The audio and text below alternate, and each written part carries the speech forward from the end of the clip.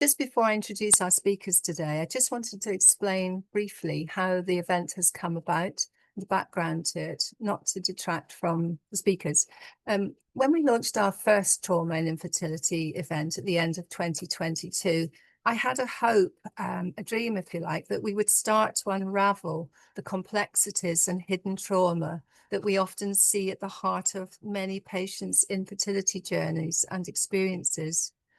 I did say that we would need to work collectively to do this because none of us individually had the answers to all this this crisis that we're seeing of trauma and infertility. And with thanks to the wonderful panel, including Dr. Gameiro from Cardiff University, our colleagues from Queen's University and Beaker, and ourselves at Fertility, we were able to launch a really detailed UK-wide survey in 2023, which triggered over 900 responses within a couple of weeks. And it's that Sofia is going to talk to you about today. And then Grace will be talking about next steps. So I'd like to hand over to Sofia today. Sofia, Dr. Gameiro is an academic and health psychologist at Cardiff University, internationally recognized for her extensive work, which aims to support people in all steps of achieving their parenthood goals, or when this is impossible, in coming to terms with an unfulfilled wish for treatment. So, Sofia, I'm going to mute myself. I'm going to pass over to you. So many thanks. Thank you so much. It's a pleasure to be here today and be able to kind of return the findings of this survey to the Fertility Network community. I'm going to start also by sharing my screen. So I would like to start by kind of talking about how we conceptualize trauma in this work. And the NHS describes trauma. Sorry, I just need to make this smaller, otherwise I get there. As resulting from an event or a series of events or a set of circumstances that are experienced as harmful or life-threatening. And when PTSD evolves, it is a kind of conditioned fear response to that trauma. And it's marked by three specific types of symptoms, including re-experiencing that traumatic event as if it was happening now, avoiding any kind of trauma reminders, and having this constant sense of threat related with that trauma. Sometimes trauma can have additional issues that make it more complex, and it's usually related with problems in self-organization, and that has to do with difficulties in regulating our own emotions, so being easily triggered, also having a negative self-concept or self-esteem, and then kind of trauma also impairing our ability to relate with others as we used to. And so in this work, we will consider a clinical diagnosis in these two categories. And when we talk about these categories collectively, we will just talk about CPTSD, or as it's represented here.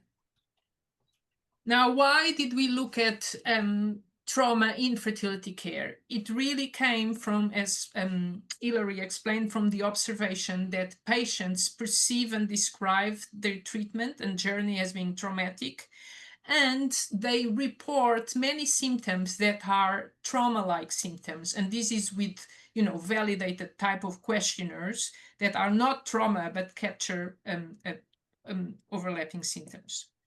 Now, we also know that treatment is intrusive, it's painful, it's physically depleting, similar to other obstetric and gynecologist procedures. And in this area, 6% of women report and are diagnosed with PTSD.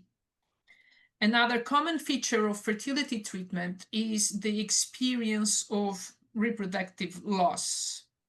And the evidence out there clearly and in a rigorous way shows that when people experience reproductive loss and in particular miscarriage, a high proportion will be diagnosed with post-traumatic stress. In a very recent study, 34 1 month after, 26 3 months after, and 21 9 months after. And this means they are likely to do more treatment while still experiencing trauma in fertility care. A long kind of argument that it's been out there is that the inability to have children itself is in itself traumatic because of the centrality of this goal for life realization and social functioning and validation. What's less considered is that patients can already present with trauma at fertility clinics. We know that 1 in 3 people will experiencing a traumatic exposure before becoming an adult. The life prevalence of PTSD for women is 8%, and its prevalence in primary care is 12.5. If we consider that treatment focus mostly on women, we also have to think about the well-established fact that women are more likely to experience trauma than men, that much of that trauma is related with violence, and that the prevalence of sexual violence against women in Europe has been estimated in 26%. So all these factors bring together suggest that it's worthwhile investigating the existence of trauma within a fertility care journey. And so the aim of our survey was exactly to investigate this. And we had specific goals. One was to describe the proportion of patients meeting criteria for PTSD and complex PTSD, describe their experiences of infertility-related trauma and associated care as they perceive them, and then investigate how different factors from their background, infertility care, were associated with this clinical diagnosis. Finally, we also wanted to see if differences in well-being for those who met criteria for a trauma diagnosis and not. So this is quite a lot of, it was a very comprehensive and in-depth survey, so we have a lot of results to share. Now, what? Need to pass.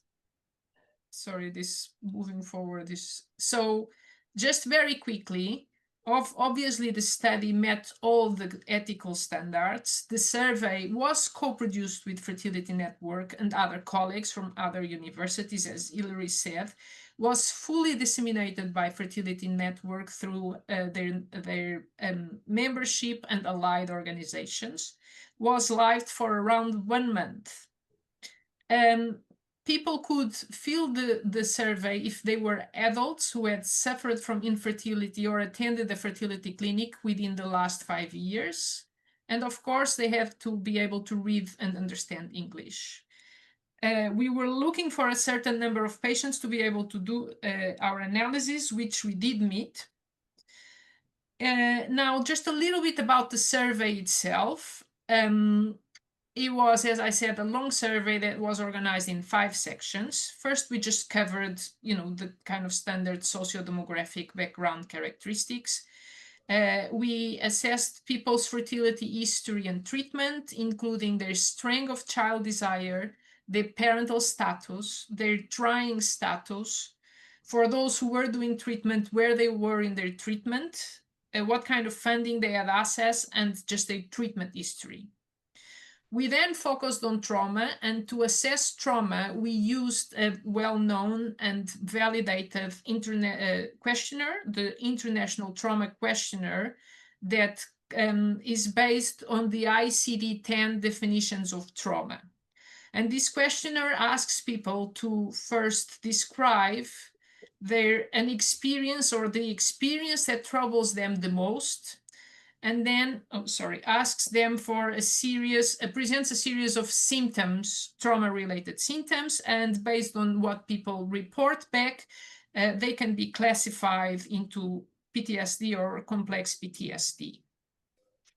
We used this questionnaire. We made a very small change where we asked the people to think about their traumatic or stressful experience. We replaced it by traumatic or stressful infertility-related experience.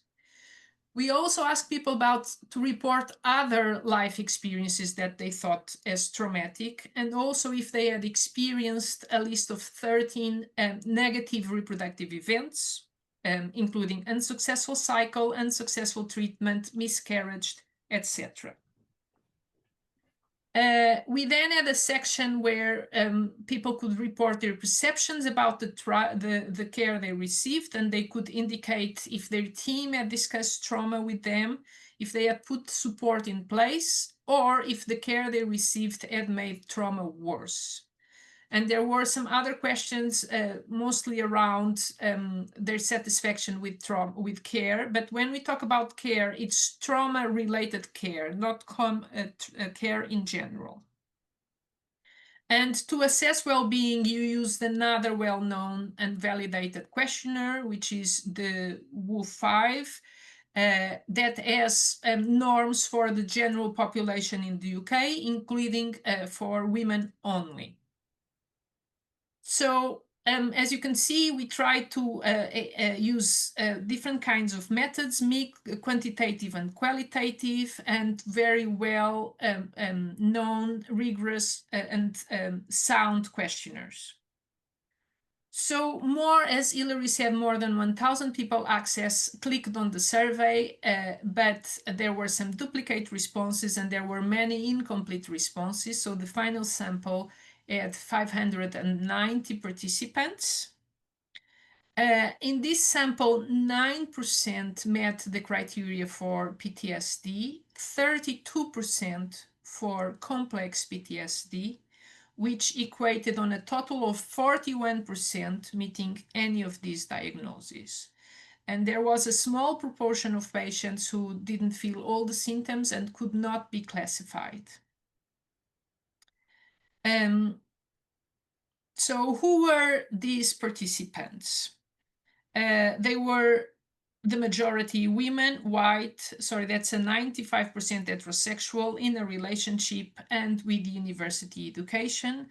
And this is the typical type of sample that responds that responds to reproductive research. You can see that most participants came from the UK, but there was from England, but there was representation from all the other countries, including Republic of Ireland. They also have a strong desire to have children. More than half have had children. 65% were currently trying to have children. A third had some kind of funding. And on average, they had then 4.12 medically assisted reproduction treatment. Almost half had then treatment and had a child.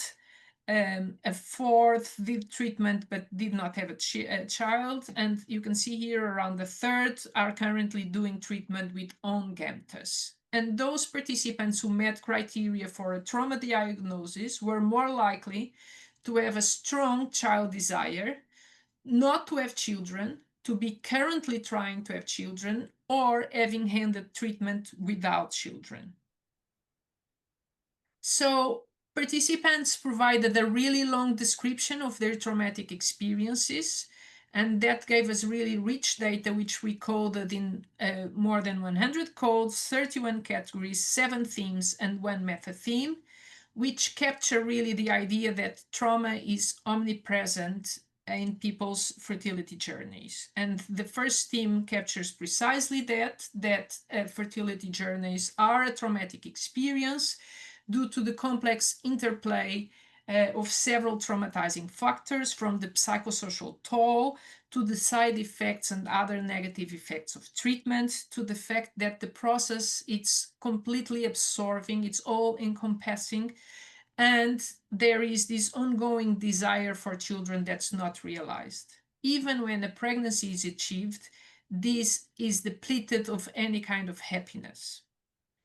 The second theme was reproductive loss, which just captured the experience of first not being able to have children and that realization, and then just all level pregnancy losses at all kind of stages, and the significant impact, emotional and psychological, actually distress that it caused. Another fundamental aspect of the experience is the perception of constant, severe lack of control, over several aspects of treatment, from structural aspects that dictate access and to treatment and funding, to the uncertainty of the outcome, and also just non-events and all the waiting around treatment.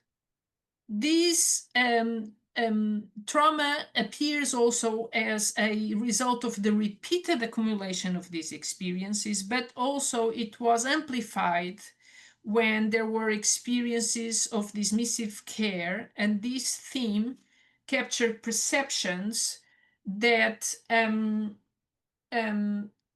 concerns, symptoms are not taken seriously, and also just kind of negative interactions with healthcare professionals that create more anxiety and dissatisfaction with care.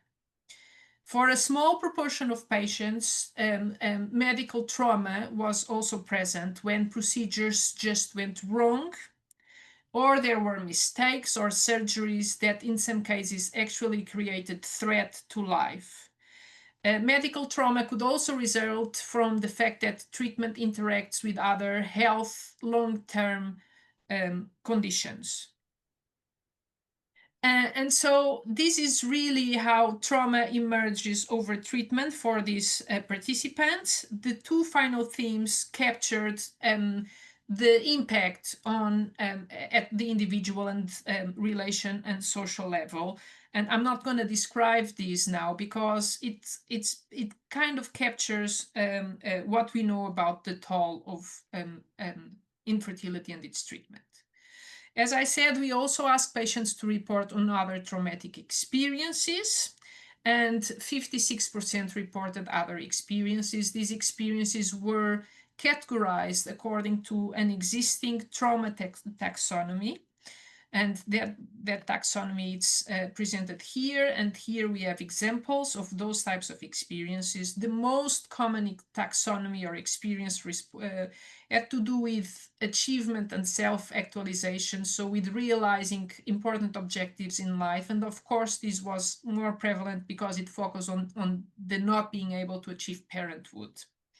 But other prevalent experiences had to do with experiences of loss in the social network, but also around 2 in 10 people report threats to life or the life of closed ones, and then also trauma related with autonomy, when experiences of rape, for instance, were also mentioned.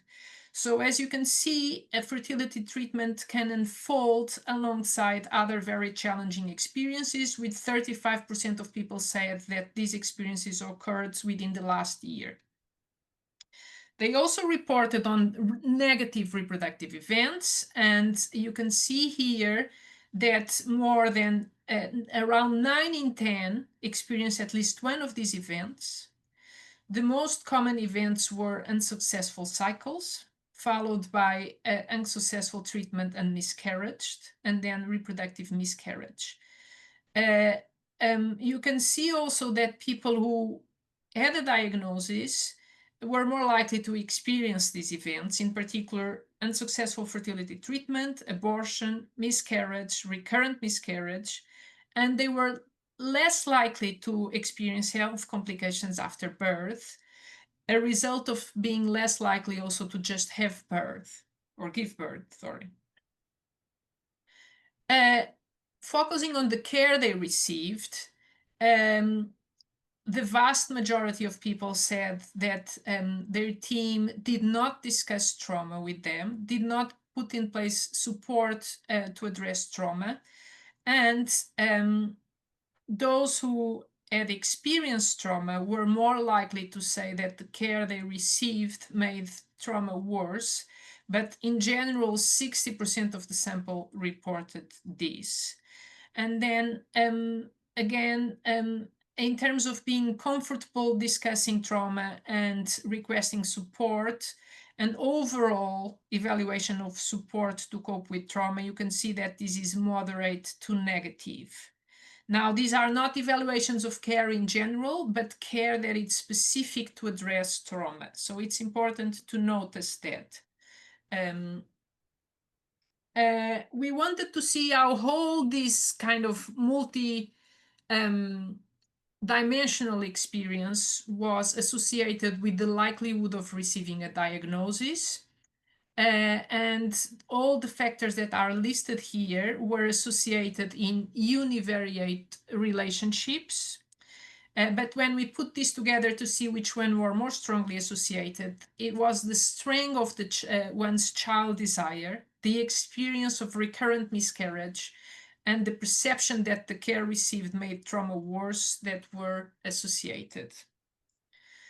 Finally, to conclude, you can also see here that those people who met criteria for any of the diagnoses, but in particular, we can see then here that's really for the complex PTSD, experience quite significantly lower well-being than those who don't meet criteria. And so that translates, according to the WHO-5 instrument used, in real impairments to day-to-day life functioning. But you can also see that overall the sample reported worse well-being than the average, the UK average for women. And that's usually seen in samples of people undergoing treatment. And it's amplified in samples that are recruited via the third sector. So, main findings, this survey shows that trauma, clinical significant trauma is commonly reported. Now, we have to consider that this is a self-selected sample recruited through a charity. And we know that samples recruited through charities tend to report worse well-being than clinical samples. So these results are probably more negative than the reality, but the kind of the consistency of the results reported clearly indicate that it's important to consider that trauma may be present in fertility care. And when present, it tends to present as complex, manifesting in functional impairment and difficulties in functioning at different levels, including emotional regulation, self-hatred towards oneself and one's body, and a lot of relationships difficulties within the partnership and beyond the partnership, also reaching work performance. We see that traumatic experiences are commonly reported, which means that people probably undergo more treatment after going through experiences that are highly likely to trigger trauma, clinical significant trauma. Therefore, they may be undergoing treatment with unresolved trauma happening. And trauma is not a product of just doing treatment, but it seems to emerge where a strong desire for children is repeatedly confronted with reproductive loss, and the distress this causes is not acknowledged nor addressed by the care provided. So just the implications is that we need to acknowledge and consider how to address infertility-related trauma, and this should be by further and particularly more rigorous research done at clinics with systematic recruitment and using, if possible, interview-based diagnosis tools. But also we have to consider if the current models of care are sufficient and adequate to all patients, because they tend to focus more on stress and managing difficult emotions and do not tend to address trauma. And this leads us to Grace's talk, so I'll stop here. Just to thank all the amazing collaborations that worked in this project, and Hilary already mentioned. Thank you so much, Sophia. That's so helpful to see the final results. I'm sure most of you will find that really beneficial. And we will be able to send a link to the recording once we have that up onto our Trauma and Infertility YouTube channel. So if it's okay to keep your registration email, we will try and send that out to you at a later stage. So I don't know if any of you have any questions you want to put into the chat. Perhaps what we do is we'll move on to our second presentation with Grace Addyman today, who's going to explain about some next steps going forward in exciting new Delphi methodology. Grace is a trainee clinical psychologist with Cardiff University and is conducting her doctoral research focusing on fertility and trauma. So this will be very exciting to see how you may also be able to be involved in this. So do put questions in the chat. What we can do is any unanswered questions at the end of the session, I will send those to Sofia and Grace, and we can maybe get a written response to anything if you have need for an answer to a question afterwards. So I'll pass over to Grace, who's going to share her screen. Remind yourselves just to make sure you're on mute.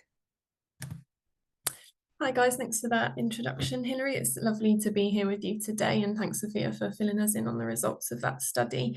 So yeah, as Hilary said, I'm currently conducting my doctoral research under the supervision of Sofia and Dr. Kerith Waters.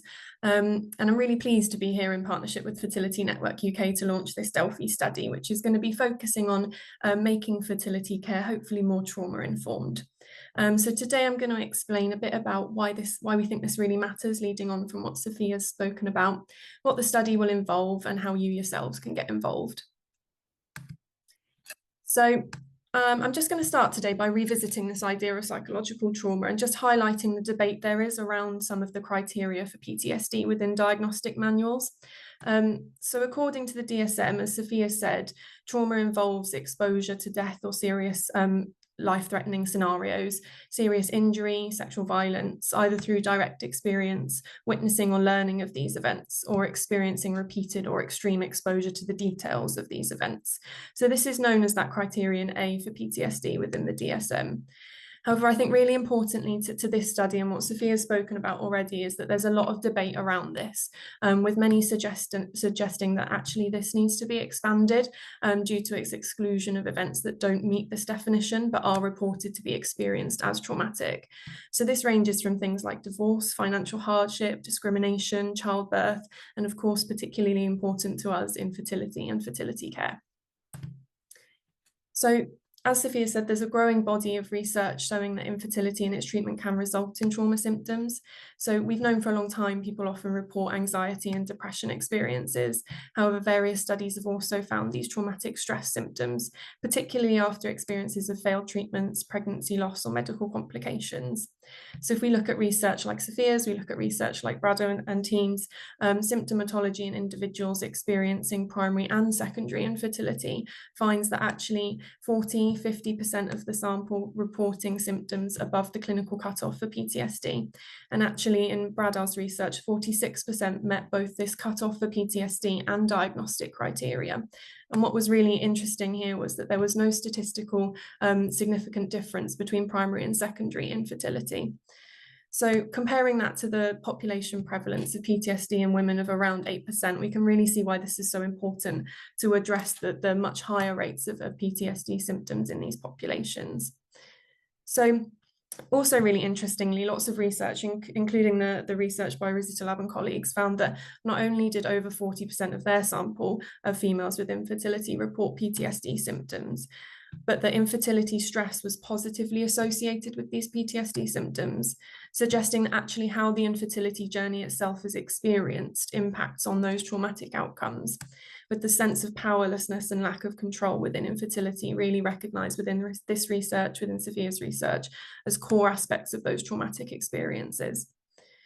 So importantly, it's also really, really important to note that actually there's strong evidence of a positive association between childhood trauma and infertility, suggesting that actually those accessing fertility services are more likely to have a background of trauma than those not. So for example, it's been found that actually women who have 3 or more adverse childhood experiences are reported to be 3 times more likely to experience recurrent miscarriage, and so therefore more likely to be accessing those fertility services. So it's therefore really important that we consider that not only can the fertility journey itself be experienced as traumatic, but actually those entering into a fertility journey are more likely to be bringing with them previous experiences of trauma. And so that just really highlights the importance of acknowledging that trauma, not amplifying it, and recognizing and responding to it. So as we've heard in Sofia's presentation, a large portion of their sample met diagnostic criteria for PTSD and complex PTSD. And interestingly, Sofia and the team also found that a higher percentage said that their experiences of infertility care either contributed to, worsened the trauma that they were coming in with in some way.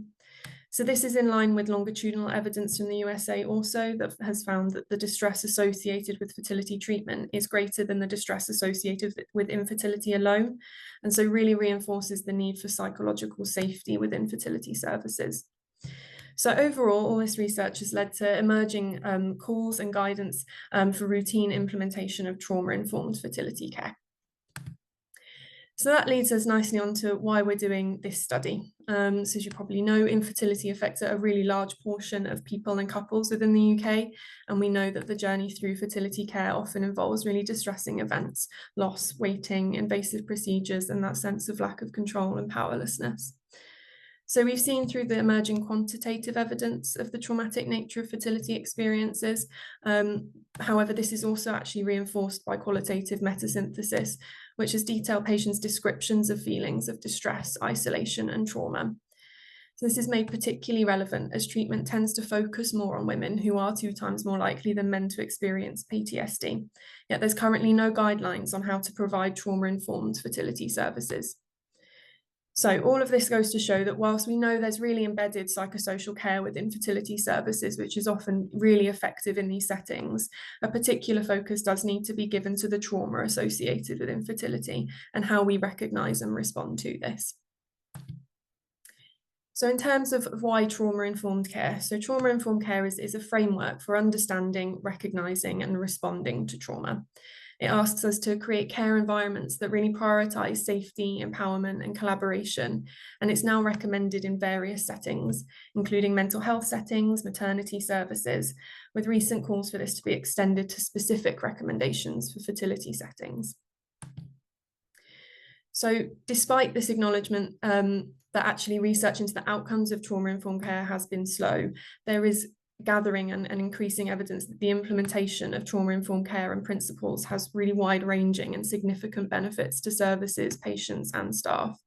So a recent systematic review looked at the implementation of trauma-informed care in various healthcare settings, including paediatrics, intensive care, obstetrics, oncology, emergency medicine, mental health care, among others. And results were really strong that trauma-informed care improves outcomes in a variety of healthcare settings, including improvements in communication, collaboration, patient anxiety, staff support, among many, many others. So we can also see this in more specific settings. So meta-analysis results have shown significantly improved wellbeing outcomes for children in welfare settings where trauma-informed care has been introduced. Evidence also shows improved psychological health outcomes for women who've experienced intimate partner violence. And there's also positive outcomes in substance use treatment settings. So similarly, in a study of the implementation of trauma-informed care in a maternity setting, mothers actually had lower health risks at birth after these implementations were made into practice. So encouragingly, there's also evidence showing that actually if we train staff in trauma-informed principles, practice does improve their competence and their confidence in delivering trauma-informed care. So overall, whilst research on the outcomes of trauma-informed care is still somewhat in its infancy in this area in particular, there is evidence across varied settings that its implementation really does result in very positive outcomes for patients, staff and the services involved. So even though it's established in mental health and it's relatively established in maternity and perinatal services, it's not yet widely implemented in fertility care. So what will we hope to do with this study? So we're aiming to gather stakeholder opinion on what trauma-informed fertility care should look like, with the view of reaching consensus on a set of best practice recommendations which can help shape services, shape training and improve patient experiences. So to build consensus, we're going to be using the Delphi methodology, which is a really established method within healthcare, particularly where evidence is still emerging. So it supports the integration of diverse perspectives. So we'll be including patients and professionals and a variety of different people on the panel, helping to ensure that everyone's voice is heard equally within this. So a Delphi study occurs across a series of rounds. We're going to begin with focus groups where participants will be invited to kind of brainstorm and discuss ideas for trauma-informed fertility care. So these will be followed by a series of surveys where panelists will then be invited to rate their agreement with including the items presented in subsequent recommendations. And those rounds will continue until consensus is reached. So we're inviting a really broad group of stakeholders to participate on the Delphi panel. So anyone with lived or professional experience in fertility can offer valuable insight to us here. We're hopeful that diversity across roles and backgrounds will ensure that these recommendations are really inclusive and representative of a variety of views within fertility. So we will ask you at the beginning of the study to tell us what best defines your experience of fertility. And this is to help us ensure that our panel is as representative as it can be. So throughout the Delphi study, we're going to be working with an advisory group who will represent both professional and lived experience to help inform and guide this process. For the panel members themselves, the process will begin with attending the focus group with other stakeholders, where you'll be encouraged to brainstorm those ideas around what fertility care should look like in a trauma-informed manner. So from this, a survey containing draft recommendations will be created and then circulated to the panel members. And over sequential rounds of online surveys, panel members will rate their agreement with including the presented items in recommendations.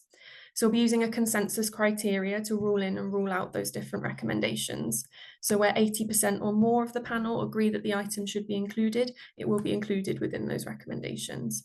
Whereas items not reaching consensus will be re-rated in subsequent rounds until they're either included or excluded. In between each round, you'll receive brief and anonymised feedback on how the rest of the panel have been rating the items, and that'll allow you to communicate with each other through this feedback and consider your next ratings in light of this. So items that reach consensus will be included in the subsequent recommendations, and all participation within the study will occur online. So it's going to be really flexible, the options offered for focus groups and completing the surveys. And you'll also be offered the option of having your contributions acknowledged in any subsequent publications of recommendations. So within the process, we're going to explore the 6 principles of trauma-informed care, and these range from the way clinicians communicate to the design of physical environments and how services can respond to the emotional needs of people accessing them. So we'll initially present some ideas of how these domains have been implemented in related fields like obstetrics, perinatal gynecology, and then we'll ask you as panel members to extend on these and refine what they would look like within fertility care. So to give a brief overview of what these 6 principles are that have been established by SAMHSA. The first being safety, so ensuring both physical and emotional safety for patients and staff. So in related fields, this has included things like minimising body exposure during exams and treatment, allowing for breaks, ensuring privacy of consultation and procedure. Trustworthiness and transparency, so meaning that all actions and decisions are conducted with openness. So that might include things like descriptions of what to expect at appointments, transparency around what can be modified in terms of procedures. Peer support, so that obviously involves the incorporation of support from individuals with lived experience, so really highlighting the choice of who you want to bring to those appointments and making peer support groups available for patients. Collaboration and mutuality, which means that everyone has a role to play and is included in the decision making. So this is about levelling those power differentials within care as much as possible. Empowerment, voice and choice, meaning giving clients a voice in their care, so recognising the strengths and resiliency and offering as much choice as we can over things like location of assessment, how results are communicated and when, and a curiosity around what makes people comfortable. And then finally, the cultural, historical and gender considerations, so being really sensitive to people's diverse needs and backgrounds, so things like appropriate access to interpreters, consideration of things like gendered language, and ensuring safety in relation to gender identity and sexuality. So what we hope to achieve is a consensus-driven set of recommendations that can really shape how fertility services are delivered in a trauma-informed way. We're really hoping to develop recommendations which represent what a gold standard best practice would look like, grounded in lived and professional experience. So in terms of how you can get involved, we are actively recruiting participants for our panel now. So if this topic is something that resonates with you, whether personally, professionally, or both, we'd really like it if you consider joining the panel. The commitment is relatively small in terms of time. It will require up to 2 hours of your time, but we're confident that the impact of this work could be really significant. So the project will begin once we've recruited a panel of sufficient size, which we're hoping will be within June. From start to finish, we anticipate the project will take between 3 to 4 months, and that depends on how quickly the panel reaches consensus. The focus groups will occur within the first month, which is likely July, with the subsequent survey rounds, of which we anticipate there will be 3 to 4, spread over the remaining time. And so that would involve one 10 to 15-minute survey each 3 weeks, with 2 weeks given to complete the survey. So we've got ethical approval from Cardiff Uni. We're running this in collaboration with Fertility Network UK. Unfortunately, we don't have the financial resources to pay panelists by the hour, as we'd very much like to do, but there will be the option of entering prize draw if you wish to during your participation. And we are really hopeful that these recommendations will significantly improve patient and professional experiences within fertility services. So we're hoping that our invitation to participate will be accepted by many of you. So thank you for listening today to that. I'd love to hear any questions or feedback you have. And if you'd like to take part or you'd like to find out more, please scan this QR code that should be on your screens now, or visit the website to register your interest. Equally, if you don't want to do either of those things or the QR code's not working, please feel free to email me directly to register your interest. You'll be asked to enter your email address on the survey and the nature of your fertility experience. Once we've collated all those emails of those interested and determined focus group times, we'll then get in touch with further information of what participation will involve and when all that will begin, which, as I said, likely will be June, July. This survey with the QR code also offers the opportunity to register your interest in being part of Fertility Network UK's kind of forum and being kept involved and in touch around all the research and the goings on with this topic. So if you would like to register your interest with that, please pop your email down for that, and I can share that with Fertility Network UK, and they will keep you involved and keep in touch. Yeah, thank you once again. Please feel free to pop any questions in the chat. I'll leave the QR code up there while we answer any questions, just so if anyone wants to register, they can continue doing that. Thank you so much, Grace. That's so helpful to see how the Delphi project would unfold, and it's a great opportunity to be involved at all levels. I hope that we get a lot of interest in the panel so that we can get a really wide, diverse group of people to bring their thoughts together. As I said all along in this process, that collectively we have so much knowledge and experience, but it needs all bringing together. And so I think the Delphi project is a really great way to do that. And thank you to Sofia, because the research and all the time and work that went into that, has provided the information that we can move forward on. I knew a long time ago this was going to be a process, and now it's very exciting to see it as far on as it is, and great that you're going to be able to take this forward a bit more, Grace. There don't seem to be any questions in the chat, but please do, if you suddenly think of things afterwards or you want to find out more, do email Grace or myself, and we will keep in touch with you about the findings. And once this goes up onto the YouTube channel, we'll get the recording to you, because there's so much detail in there that it might be better. If you've got your phone, do link onto the QR code now and open the Mentimeter, which gives you the opportunity to put your email in, and also to stay in touch with us in our ideas to create a fertility forum where we can have an even wider audience than Grace's panel to be kept informed. And I see Sofia's popped Grace's email into the chat too for you. And I want to thank all of you, apart from just our speakers who've been wonderful, but thank you so much to all of you who joined the session today, and for taking the time to really make a difference in finding out how we can help fertility patients in the future. It's still at a starting point. We've already achieved a lot. We need you to come on board to help take this further, but you have indeed done a good deed today in contributing to the thoughts of taking this further. And I really appreciate that and applaud you for taking the time to be interested in this. And apart from that, I wish you a lovely day. Hopefully the sun will still shine and you'll be able to get outside. And thanks again to Sophia and Grace who've given up the time to help you.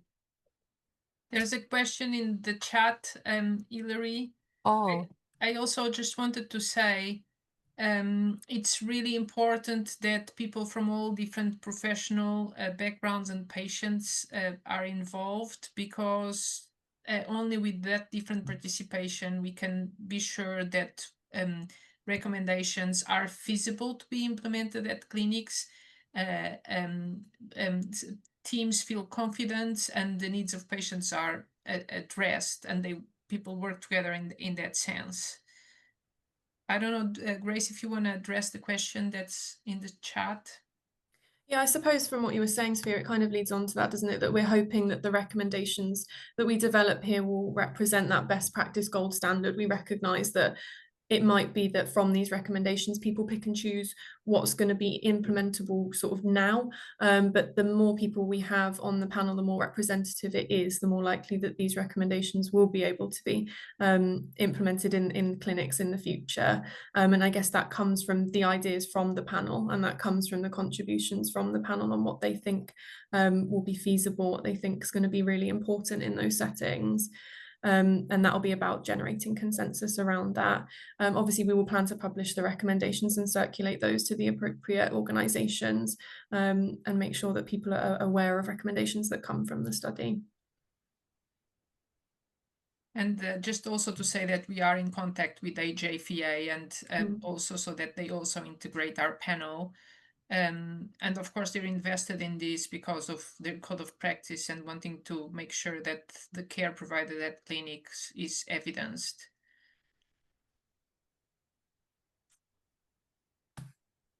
thank you, Sophia, and thank you, Grace, for answering that. Sorry, I had missed that one. I think if anyone else has any questions, do put them in. If you have any evaluation or any comments or feedback about the event, please do feel free to put that into the chat too. Yeah. We really value your opinion on the value of an occasion like this and what is of benefit to you. So feel free to add some comments in before you leave the call. And I leave the chat and the call open for a little bit longer so that people can put questions in or add information.